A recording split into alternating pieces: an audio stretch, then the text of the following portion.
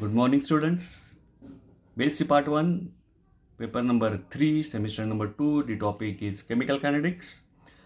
So we have already seen what is rate of reaction, what is order of reaction, difference between rate of reaction, order of reaction.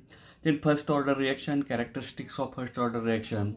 So the velocity constant for first order reaction K is equal to 2.03 divided by T into log of A upon A minus X. And त्याच्या characteristics सुद्धा आपण बघितलेल्या आहेत. Now let's start with today's lecture, that is pseudo unimolecular reaction. So what is its definition? The number of molecules involved is more than one, but they still obey kinetic equation of first order. आपण आता order of reaction म्हटलेलं आहे. Order of रिॲक्शनची definition तुम्हाला सगळ्यांना माहीत आहे. आता sudo युनिमोलेक्युलर म्हणजेच काय होतं, एका रिॲक्शनमध्ये दोन मोलेक्युल्स जर भाग घेत असतील तर आपण त्याला बायमोलेक्युलर म्हणू. पण अशा काही रिॲक्शन असतात त्या बायमोलेक्युलर न होता युनिमोलेक्युलरच राहतात. म्हणूनच इथे म्हटलं number of molecules involved more than one, एकापेक्षा जास्त मोलेक्युल असतात, but they still obey the kinetic equation of first order. म्हणजे फर्स्ट ऑर्डरचे सगळे जे काही नियम आहेत ते ओबे करतात किंवा ते फॉलो करतात. वाटते सेकंड ऑर्डर पण नियम सगळे फर्स्ट ऑर्डरचे फॉलो करतात. अशा ज्या रिॲक्शन असतात त्यांना सुडो युनिमोलेक्युलर रिॲक्शन असं म्हणतात. एक्झाम्पल बघू आपण. Hydrolysis of methyl acetate in presence of acid. आता रिॲक्शन लिहिली. मिथिल ॲसिटेटचा formula CH3COO CH3 plus hydrolysis म्हणजे वॉटर मोलेक्यूल हा ब्रेक होतो H आणि OH मध्ये, म्हणून हायड्रोलायसिस, हायड्रो मीन्स वॉटर आणि lysis mean breaking of water molecule and to it gives acidic acid CH3COOH and CH3OH. हे आपल्याला दोन्ही प्रॉडक्ट मिळतात. आता इथं बघा काय लिहिलं आहे. It is first order reaction though it is bimolecular. आता ही बायमोलेक्युलर आपण का म्हणणार, कारण CH3COO CH3 मिथिल ॲसिडेटचा एक मोलेक्यूल आणि इथं वॉटरचा एक मोलेक्यूल, एक आणि एक दोन बायमोलेक्युलर रिॲक्शन व्हायला पाहिजे. पण ही ॲक्च्युली कशी आहे, फर्स्ट ऑर्डर रिॲक्शन आहे. आता हे असं का होतं, because water is present in large excess that its concentration is practically constant. तर अशा रिॲक्शनमध्ये वॉटरचं कॉन्सन्ट्रेशन जे आहे ते काय केलं, गृहीत धरलं जात नाही. त्यामुळे वॉटर ह्या रिॲक्शनमध्ये मोजला जात नाही ह्याचे किती मोलेक्युल्स आहेत. फक्त मोलेक्युल्स कशाचे मोजले जातात, मिथिल ॲसिडेट. आणि मिथिल ॲसिडचा किती मोलेक्युल आहे, एक मोलेक्युल. ॲक्च्युली वन, याचा वन आणि याचा वन, टू व्हायला पाहिजे, पण ह्याचं कॉन्सन्ट्रेशन निग्लिजिबल धरल्यामुळं हा विचारातच घेतला जात नाही आणि म्हणून फक्त ह्याचा एक मोलेक्युल भाग येतो. म्हणताना ही रिॲक्शन कशी आहे, युनिमोलेक्युलर किंवा फर्स्ट ऑर्डर आहे. बघा, water is present in large excess that its concentration practically constant and acid added does not enter in to the reaction. आणि हे जे ॲसिड आहे हे फक्त कॅटॅलिस्ट म्हणून काय होतं, वापर होतो. H+ आणि हे कॅटॅलिस्टचं काम करतात, हे रिॲक्शनमध्ये ॲक्च्युली भाग घेत नाही. मग याचा पण संबंध नाही आणि हे लार्ज एक्सेस असल्यामुळे याचा पण संबंध मोलेक्यूल मोजायला घेतला जात नाही. ॲक्च्युअली रिॲक्शनमध्ये होतो पण मोलेक्युल्स ह्याचे मोजले जात नाहीत वॉटरचे नेहमीच. त्यामुळे ह्याचा फक्त एक molecule, so the reaction is unimolecular. म्हणून परत डेफिनेशन बघा. The number of molecules involved in more than one, but they still obey the kinetic equation of first order. म्हणताना अशा रिॲक्शनला सुडो युनिमोलेक्युलर रिॲक्शन म्हणतात.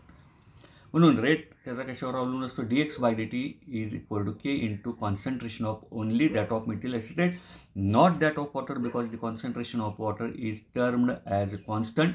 The acid present as a catalyst here do not take part in the reaction, it acts only as a catalyst. समजा T0 initial reading आहे, म्हणजे हे दोन्ही solution water आणि आपण हे मिक्स केलं मिथिल ॲसिटेट. हा प्रयोग तुम्हाला आता प्रॅक्टिकलला आहे त्यावेळी तुम्हाला लक्षात येईल बऱ्याच गोष्टी. तर मिक्स केल्या हे दोन्ही सोल्युशन जे आपण पहिलं रिडिंग घेतो त्याला आपण T0 म्हटलेलं आहे. TT म्हणजे 10 मिनिटांनी, 20 मिनिटांनी, 30 मिनिटांनी जर रिडिंग घेतलं मिक्स केल्यानंतर, तर रिडिंग कशी घ्यायची वगैरे ते पुढचा भाग तुम्हाला प्रॅक्टिकलला कळेल. त्याला TT म्हटलं. आणि मिक्स करून 24 तासानं म्हणजे इन्फायनाईट टायमिंगला रिडिंग घेतलं तर त्याला आपण T इन्फिनिटी म्हणतो. म्हणजे T0, TT आणि T इन्फिनिटी. T0 मिक्स केल्या लगेचच त्याला 0 रिडिंग म्हणतो. मिक्स केल्या 10 मिनिटांनी, 20 मिनिटांनी, 30 मिनिटाला TT म्हणतो. आणि मिक्स केल्यानंतर 24 तास, 30 तास, 35 तास नंतर घेतलेल्याला T इन्फिनिटी असं म्हणतात. तर हे जे आपण वापरले केमिकल कायनेटिक्सच्या फर्स्ट ऑर्डरच्या इक्वेशनमध्ये, तर ते इक्वेशन काय येईल बघा. K is equal to 2.03 divided by T into log of, आपण A upon A minus X घेतलं होतं. आता A म्हणजेच काय, T इन्फिनिटी मायनस T0 आणि X म्हणजेच काय, T इन्फिनिटी मायनस TT.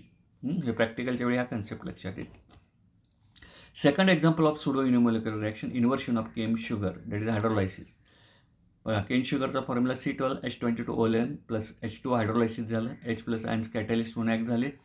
आणि ग्लुकोज आणि फ्रुक्टोज C6H12O6 C6H12O6 हे तयार होतं. इथं again concentration of H2O constant large access, त्यामुळे याचं कॉन्सन्ट्रेशन धरलं जात नाही. याचा एकच मोलिक्युल आहे C12H22O11चा एकच मोलिक्युल आहे, याचा धरला जात नाही. म्हणताना ही सुद्धा रिॲक्शन कशी आहे, युनिमोलिक्युलर आहे. ॲक्च्युली बायमोलिक्युलर वाटतं. याचा एक आणि वॉटरचा एक 1+1 2 व्हायला पाहिजे, पण ह्याचं कॉन्सन्ट्रेशन मोजलं जात नाही मोलिक्युलमध्ये, कारण ते एक्सेस असतं, लार्ज असतं. त्यामुळं फक्त तुमचा केन शुगर हा जो फॉर्म्युला आहे, हा शुगरचा फॉर्म्युला, हा शुगर फक्त मोजला जातो. So it is a first order reaction. And H+ ions acts as a only catalyst. So by using polarimeter, polar नावाचं इन्स्ट्रुमेंट आहे, ते सुद्धा मला प्रॅक्टिकल आहे.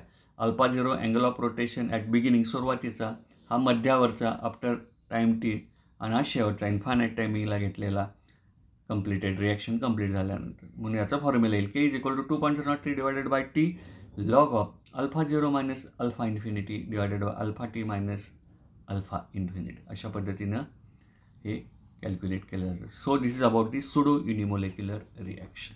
Next, now we move towards the second order reaction. Second order रिॲक्शनकडे आपण आता जातो. आता सेकंड ऑर्डर रिॲक्शन बघा काय सांगते आपल्याला. The rate or velocity is directly proportional to the square of the concentration of the two reactants. आता सेकंड ऑर्डरला म्हणजे काय येणार आहे, दोन रिॲक्टंट येतील. A+A गिव्स प्रॉडक्ट येईल, किंवा 2A गिव्स प्रॉडक्ट येईल, किंवा A+B प्रॉडक्ट येईल. इथं दोन रिॲक्टंट, इथं दोन आहेत. इथं 2A म्हणजे दोन मोलिक्युल्स आहेत, इथं A+B म्हणजे दोन रिॲक्टंट आहेत. So the rate or velocity of proportional to the square of the concentration of the reactant. म्हणजे याचा अर्थ आपण आता काय बघू. सो रेट इक्वेशन पहिल्याचं काय येईल, A² येईल. दुसऱ्याचं concentration of A into concentration of A, आणि याचं रेट काय येईल, concentration of A into concentration of B. आता हे कसं इक्वेशन आलं, हे मागच्या तासाला सगळं झालेलं आहे, तुम्ही त्याचा अभ्यास केला पाहिजे. आता डेरिव्हेशन बघूया आपण. सेकंड ऑर्डरची दोन डेरिव्हेशन इथे आहेत. एक आहे ते इक्वल कॉन्सन्ट्रेशन म्हणून आहे, म्हणजे इक्वल कॉन्सन्ट्रेशन आहे म्हणजे काय ते सांगितलं जाईल, आणि अनइक्वल कॉन्सन्ट्रेशनचं असं एक डेरिव्हेशन आहे. आता बघा, derivation of equation for velocity constant of second order reaction whose initial concentration of reactants are equal or same. म्हणजे हे जे इनिशियल कॉन्सन्ट्रेशन आहे, इथं दोन मोलिक्युल्स यायचे आहेत, ते दोन्ही मोलिक्युलचं कॉन्सन्ट्रेशन सेम आहे. इथं Aचं सेम आहे, इथं Aचं सेम राहील. इथं याचं कॉन्सन्ट्रेशन सेम, Bचं कॉन्सन्ट्रेशन सेम, म्हणून याला सेम कॉन्सन्ट्रेशन म्हणतात. आणि ज्यावेळी ही कॉन्सन्ट्रेशन्स वेगवेगळे येतील त्याला अनइक्वल कॉन्सन्ट्रेशन असं म्हणतात. आता आपण इक्वल कॉन्सन्ट्रेशनकडे जातो. Consider the second order reaction. ही रिॲक्शन विचारात घेतली. 2A gives products, same initial concentration आहे दोन्हीचं, that is equal to A. आपण काय केलं, हे जे दोन मोलिक्युल्स आहेत Aचे, त्या दोन मोलिक्युल्सचं एकाचं A दुसऱ्याचं A, म्हणजे same concentration A. Concentration after time T, reaction सुरू झाली, काहीतरी एक वेळ गेला. तो वेळ गेला म्हणजे किती गेला, T is equal to time T गेला. टी गेल्यानंतर त्यांचं कॉन्सन्ट्रेशन X झालं एका molecules. So concentration of each reactant after time T, उरलेलं किती असणार आहे, A-X. सुरुवातीला कॉन्सन्ट्रेशन इनिशियल A आहे, काही टाईम निघून गेला, रिॲक्शन सुरू झाली, उरलं कॉन्सन्ट्रेशन म्हणजे त्याचं झालं कॉन्सन्ट्रेशन X, तर उरलेलं कॉन्सन्ट्रेशन किती, A-X. हे एका मोलिक्युल झालं. दुसऱ्या मोलिक्युलचं तसंच A-X, म्हणजे A-X into A-X that is equal to A-X². हे आपण पुढं बघणार आहोत. Next, so the velocity of reaction is given by dx/dt is proportional to A-X². A-X कसं मिळालेलं सांगितलेलं आहे. आता therefore dx/dt is equal to K into A-X². Proportionality sign remove केला मी इक्वॅलिटी साईननी, म्हणून इथे कॉन्स्टंट आला. दिस कॉन्स्टंट या केला आपण काय म्हणतो, व्हेलॉसिटी कॉन्स्टंट किंवा रेट कॉन्स्टंट आपण याला म्हणतो. So dx divided bye A-X², एक्सची पर एका बाजूला आणले आणि KD. आता हे इक्वेशन आपल्याला इंटिग्रेशन करायचं आहे. So integration of dx upon A-X² is equal K into K हा कॉन्स्टंट आहे, म्हणजे इंटिग्रेशन साईनच्या बाहेर आलेला आहे, इंटिग्रेशन ऑफ dt. याचं इंटिग्रेशन जर आपण बघितलं तर 1 अपॉन A-X इंटिग्रेशनच्या नियमानुसार, K integration of dt is T, so KT, आणि integration constant C, that is integration constant. So when T is equal to 0. आता या इक्वेशनमध्ये बघा, टीची व्हॅल्यू मी 0 घातली, एक्सची व्हॅल्यू 0 घातली. हे 0 झालं की इथं फक्त काय होईल, 1 अपॉन A वर येईल. इथं 0 घातली हे निघून जाईल, म्हणजे सीची व्हॅल्यू काय येईल, 1 upon A. So 1 upon A is equal to C. Submit this in above equation. So this equation becomes 1 upon A-X is equal to KT plus C. C म्हणजेच काय, 1 upon A. ती कशी आली इथं बघितलेलं आपण.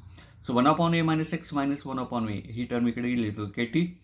सो हे मी सॉल्व केलं तिरकस गुणाकार A minus A plus x divided by A into A minus x is equal to k t. म्हणून के टीचा फॉर्म्युला आला, केचा फॉर्म्युला शेवटी आला, ते मी इकडे नेलं डिनॉमिनेटरमध्ये. So k is equal to x divided by t into A minus x. आणि याचाच अर्थ असा होतो k is equal to 1 upon t मी सेपरेट केला x divided by A into A minus x. So this is the kinetic equation for second order reaction having equal initial concentration. परीक्षेला असा question विचारला जाईल. So K is equal to x upon TA into A minus x. This is the chemical kinetic equation for second order having equal initial concentration. First ऑर्डरचं derivation आपण ज्यावेळी केलं त्यावेळी केचा formula काय होता, K is equal to 2.03 divided by T into log of A upon A minus x. Second order equal कॉन्सन्ट्रेशनचा काय आला, k is equal to x upon t A into A minus x. Next आता आपण unequal कॉन्सन्ट्रेशनकडे जातो. So derivation of velocity constant for second order reaction where initial concentrations of reactants are different. Consider the second order reaction. आता इथे second order reaction मी विचारली, हा एक molecule आहे, हा एक बिग मॉलिक्युल प्रॉडक्ट दिलेला आहे. आता वेगवेगळे कॉन्सन्ट्रेशन आहे. At time T is equal to 0 म्हणजे सुरुवातीला रिॲक्शनच्या सुरुवातीला एचं कॉन्सन्ट्रेशन स्मॉल आहे, ह्या बीचं कॉन्सन्ट्रेशन स्मॉल बी आहे आणि सुरुवातीला प्रॉडक्ट तयार झालेलाच नाही आहे म्हणून त्याचं 0 आहे इनिशियल सुरुवातीला. काही टाईम निघून गेला, टाईम निघून गेल्यानंतर प्रॉडक्टचं कॉन्सन्ट्रेशन एक्स झालं. मग एचं किती उरेल, ए मायनस एक्स, बीचं किती उरेल, B minus x. Simple. Therefore, the rate or velocity of reaction is dx by dt is proportional to concentration of reacting substances. आपलं नियम आहे. So A minus X into B minus X dx by dt proportionality sign equality sign remove केला, K into ए minus x बी minus X. एक्सच्या term एकत्र केल्या, dx divided by A minus x B minus x is equal to K D T. So integrate in this equation, ह्याचं integration केलं, K constant integration साईनच्या बाहेर आला, integration of D. तर इंटिग्रेशनच्या नियमानुसार याचं इंटिग्रेशन काय झालं, 1 upon a minus b into log of a minus x upon b minus x. Integration नियमानुसार where is equal to K d टीचं integration t plus c, where c is the integration constant. आता ह्या इक्वेशनवरून आपण परत पुढे जाणार आहोत. Next 1 upon a minus b into log of a minus x B minus divided by b minus x is equal to k t into C. Put t is equal to 0 आणि x is equal to 0. ह्या इक्वेशनमध्ये टीची value 0 घाला आणि एक्सची 0 घाला. टीची 0 घातली इथं आपण, ही टर्म सगळी 0 होईल, म्हणजे सी इज इक्वल टू येईल. आणि एक्सची 0 घातल्यानंतर इथं 0 येईल, इथं 0 येईल, म्हणजे 1 upon a minus b log a by b ही व्हॅल्यू येईल. या दोन्ही व्हॅल्यू 0 घातल्यानंतर therefore c is equal to 1 upon a minus b log a by b to the base e. Substitute this value in above equation, या 1मध्ये substitute करा. या आहे तशी टर्म राहिली 1 upon a minus b log a minus x upon b minus x is equal to k t plus सीची value आपली इथं आहे 1 upon a minus b log a by b to the base c. आता काय केलं, ही plus term 1 upon a minus b log a by b इकडे आणली, ती मायनस झाली, is equal to k t. आता या दोन्हीमध्ये 1 upon a minus b 1 upon a minus b common आहे, तो बाहेर फॅक्टर मी काढला आणि log a minus x upon b minus x minus log a by b is equal to k t. Therefore 1 upon a minus b into bracket log of a minus x B minus x आहे तशी term, आणि मी minus ऐवजी plus sign केलं आणि plus sign केल्यानंतर numerator denominator change झाले, it becomes log b by a is equal to k t. Therefore 1 upon a minus b log of, बघा आता इथं लॉगची प्लस आहे, प्लस असल्यामुळं ते काय होतं मल्टिप्लिकेशनचं सेपरेट झाल्यानंतर प्लस होतं, ते सेपरेट आपण काय करणार आहोत मल्टिप्लिकेशनच्या माध्यमातून असं लिहिणार आहोत. Log b by b log b into A minus x divided by log a into B minus x, हे सेपरेट केल्यानंतर हे असं होईल is equal to k t. आता बेस ही मी चेंज केला, तिथं मग 2.303 येतं, हे तुम्हाला माहीत आहे. 2.303 divided by A minus b log of b into A minus x divided by A into B minus x is equal to k t. Therefore k is equal to, हे टी मी परत इकडे घेतलं, k is equal to 2.03 divided by t into A minus b into log of b into A minus x divided by A into B minus x. So this is the kinetic equation for second order reaction having different initial concentration. मी परत एक वेळा सांगतो, first order k is equal to 2.03 divided by t log of upon a minus x. Second order equal concentration k is equal to x upon t A into A minus x. Second order unequal concentration K is equal to 2.03 divided by T into A minus B into log of B into A minus X divided by A into B minus X. अशा पद्धतीनं ही तिन्ही डेरिव्हेशन्स आपण बघितलेलं आहे. पुढच्या तासाला आपण characteristics of second order reaction बघत राहतोय. तर कोविडची अजून साथ आहेत. सॅनिटायझरचा वापर करा, वरचेवर साबणानं हात धुवा, त्याचबरोबर सोशल डिस्टन्स नियमांचं पालन करा, मास्कचा वापर करा, स्वस्थ राहा, सुरक्षित राहा, घरीच राहा, मात्र अभ्यास आणि अभ्यास करत राहा. Thank you very much. Have a nice